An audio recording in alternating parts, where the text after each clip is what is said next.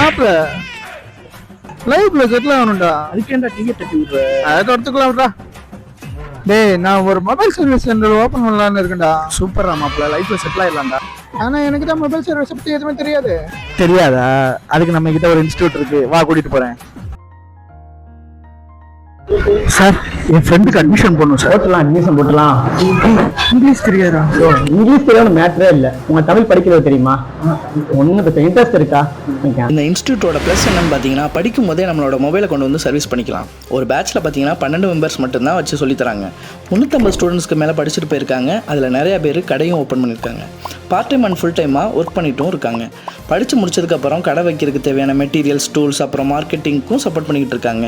படித்து முடித்ததும் ISO சர்டிஃபிகேட்டும் இவங்களே கொடுத்துட்றாங்க. எதுவுமே மொபைல் சர்வீஸ் பற்றி உங்களுக்கு தெரியலைனாலுமே உங்களை நல்ல டெக்னீஷியனாக உருவாக்கி விட்டுட்டு தான் உங்களை வெளியிலேயே விடுறாங்க.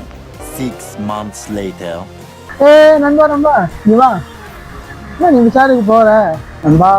ஒரு வழியா கடையை ஆரம்பிச்சிட்ட. நல்ல வேலை நண்பா, நீ அந்த இன்ஸ்டிடியூட்ல சேர்த்து விட்டதுனால ஒரு நல்ல நிலைமைக்கு வந்து ஒரு கடை வைக்கிற அளவுக்கு பெரிய ஆள் ஆயிட்டேன்.